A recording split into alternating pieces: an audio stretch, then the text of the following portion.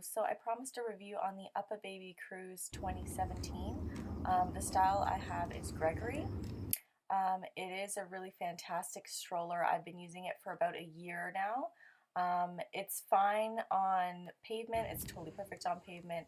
On rocky roads, you know, it's bumpy. It's not the best. In the snow, it's kind of crap, but I get the feeling that most strollers are not the greatest in the snow. I use it basically every day, drop off, pick up kids from school, getting groceries, running errands, things like that. My son, the littlest one, so he's about 2 years old, so he's probably going to outgrow it in about a year, but I'm using it all the time.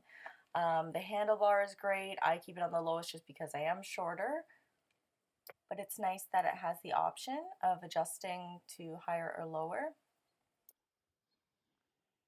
The adjustable footrest is nice, although I really don't use it all that much anyways.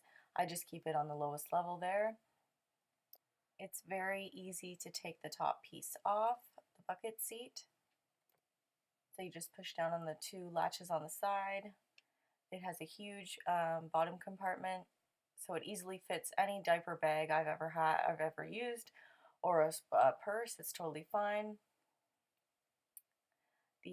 Taking it down sometimes can be a little bit, it's easier to take it and fold it down than it is to pull it back up, I'll tell you that much. So if you're unfolding it with the bucket seat attached to it, you can see how it gets a little bit heavy and a little bit difficult. So I find that to be one of the only annoying things about this stroller. I'm assuming it's like that with many strollers. So if you try and do it this way and fold it down to fit in your car or wherever, it won't work. You have to do it when it's facing forward, not facing backwards, the seat. You could probably fold it all the way down, but it would not go all the way, or it would just ruin the seat. So that's fine. You just turn it that way so that you can fold it back up.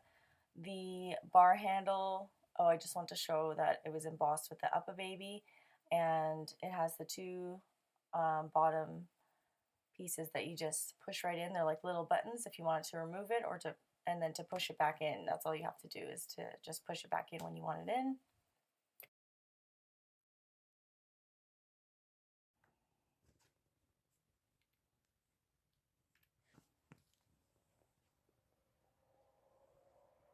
I also got the snack tray for the UPPA Baby as well.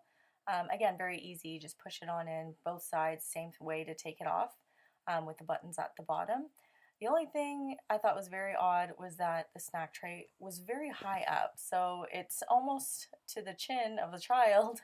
I didn't like that at all. If they could make it a little bit lower, that would be fantastic, because look how high that is. It's just ridiculous. They're almost reaching up to get their food. If they made it a little lower, there's still plenty of room for their legs. So I don't know, I've heard that complaint before. You can pop off the top to easily wash it off. That's no problem.